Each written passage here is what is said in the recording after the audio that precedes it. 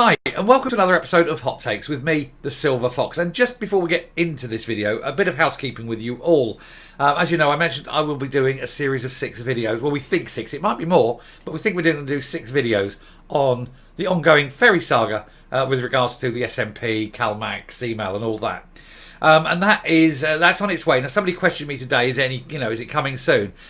And I'll tell you that episode 1 is complete. That's in the can. We're ready for that. And we're working on episode 2. And once episode 2 is finished, we'll be releasing them both together. Because episode 1 is more an introductory piece. There's no real revelations. It's just sort of saying who's who, what's what.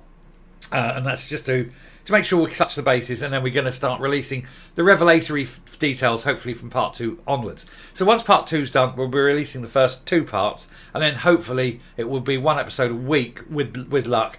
Thereafter. One of the things, sort of an agreement I have with my source, is that before I release anything, I send it to him. He goes over it. He makes any sort of minor corrections that need to be done or clarification of points. I come back, I then re-edit it, or I'll add a bit here and I'll change a bit there. Then once he's happy with it, then we're good to go. So we've done that with episode 1. I'm working on 2 now. That's ready to go to him, and assuming he's right, that'll come back to me. And we'll put them both out together, like I say. So it is on the way. You haven't been forgotten about. I am working on it. It's just with everything that's going on, just trying to just do the normal output. And also what's going on with aspects of my life with certain private issues that it's taken. They're particularly taking up a lot of time. So it's finding the time to do it. And that's why there's been a little bit of a delay. But it is definitely ongoing. And like I say, the first 2 parts, hopefully, very soon. So thank you for putting up with that. Now, back to this video. When this first came out, the Schofield thing, a couple of years ago, when he suddenly revealed that he was gay, I said to people, not out on here, but I said to people, I don't think that's all of it. I think there's more of it. And I said that it's funny that it was a very young man that he was with, someone he'd known for quite some time. And I'm on record on it, of calling him a bit predatory. And I don't care, he may have his fans, but it turns out that I was right. He's admitted that he's known this particular person since that person was 10, and then he's ended up having a relationship with him. Now, regardless of whether he says it's not illegal, I think that when you're starting with someone that young, it's undoubtedly grooming, in my opinion. I'm led to believe. Anyway, I think he's definitely in that line, and I think that when anyone in authority or anyone with influence over someone, particularly someone very young, does this, it's very questionable as to his ethics. I think now he is finished. I think he's done. I think he's finished. You'll never see him on television. I think he will go down in the pantheon along with the likes of, but not limited to, the Jimmy Saviles, the Gary Glitters, the Stuart Halls, and so on. And I think Philip Schofield will be rubbing shoulders with them, in that sort of that arena. And that's how I feel about it. But we're going to take a look at this piece.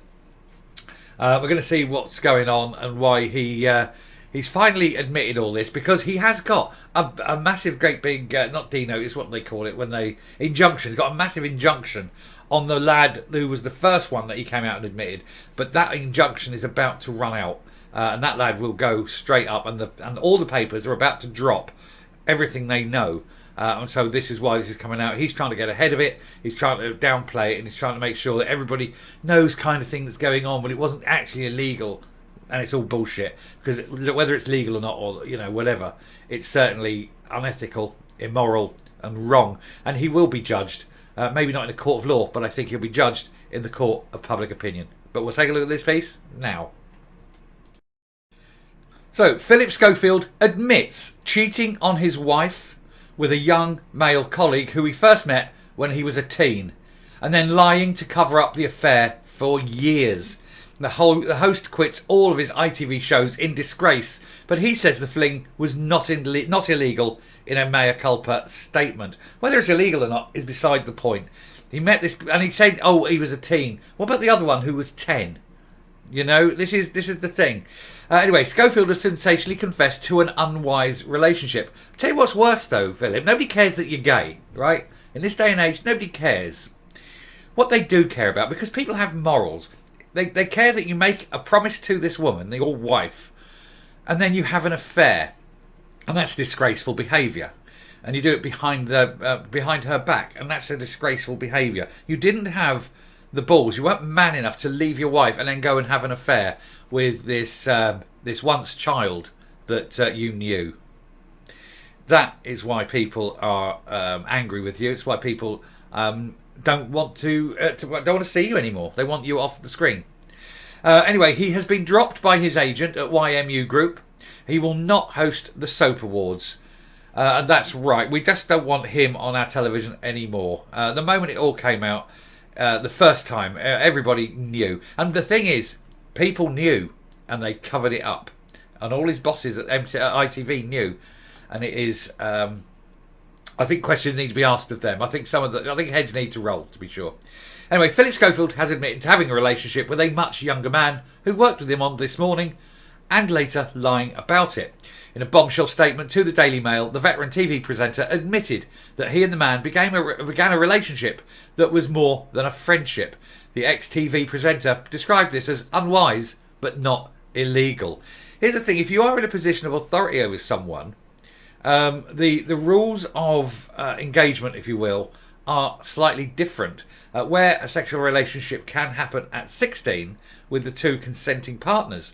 If one of them is in a position of authority, i.e. a teacher, a company boss or something like that, anything like that, where one is in authority of the other one, then the rules of 16 do not apply and it's 18. And if he was having a relationship with someone who was under 18, that legally makes him a PD. It's as simple as that. That's the law. And if that's shown, then I think he needs to be questioned by the police. Anyway, Schofield further confessed that he lied to his employer ITV, to his colleagues, his friends and his agents at the management firm YMU. He also lied to the Mail on Sunday, the Daily Mail's sister paper, which first exclusively described his relationship with the younger man earlier this month. In his grovelling apology, Schofield said, "I am making this statement via the Daily Mail, to whom I have already apologised personally for misleading through my lawyer, who I also misled about a story which they wanted to write about me a few days ago." Because the one thing he couldn't stand, of course, was the truth. He hated the idea of the truth coming out.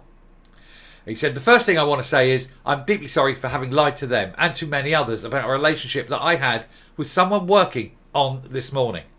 I did have a consensual on-off relationship with a younger male colleague at This Morning." He said, "And contrary to speculation, whilst I met the man when he was a teenager and was asked to help him get into television, it was only after he started to work with me on the show that it became more than just a friendship. That relationship was unwise, but not illegal, and it is over now." I think it might have been illegal if you were in authority over him. He said, "I'm painfully conscious that I have lied to my employers, ITV, to my colleagues and my friends, to my agents and to the media, and therefore to the public, and most importantly of all, to my family. So I'm very, very sorry, as I have been unfaithful to my wife." You weren't so sorry that you couldn't stop putting yourself into someone else while married. It's rather two-faced, and that's not an apology. That is just grovelling to make yourself look no better than you actually are. Anyway, Schofield's extraordinary statement concludes weeks of increasingly fevered speculation in both the TV industry and the wider country about the future of his career, following his sudden departure from This Morning sofa earlier this month. Holly Willoughby knew. Holly Willoughby didn't like it, and Holly Willoughby made clear that she didn't like it or him, and that was the thing. But she didn't speak out either, and this is the thing. So I think Holly Willoughby needs to be asked a few questions as well, because if she did know and she kept it covered up, then she's as guilty as him. His exit from ITV apparently scotches plans for the primetime show he was allegedly offered by the network as a consolation for leaving This Morning after more than 20 years on the show. And there he is, look, the toucher-upper of young boys, teens. That's lovely, isn't he? What a wonderful human being he truly is. Schofield has been due to present the prestigious Soap Awards next week, a role he performed since 2006. His agent confirms he will no longer do so. And even before his bombshell statement last night, TV sources were furious at the prospect of him presenting the awards. One of his critics called the decision unbelievable. Another said, "We do not want him, thank you." While a third exclaimed, "Are you freaking kidding me?" I don't think he used the word freaking. Hours before Schofields' statement last night, I had received a phone call telling me, this is the writer of the piece, I'd received a phone call telling me that the entertainer had been unceremoniously dumped by YMU, the fearsome agency that had represented him for more than 25 years. Yeah, he said even his agents want him gone. He's toxic, you know. He said, "It was time to end the partnership," said my son.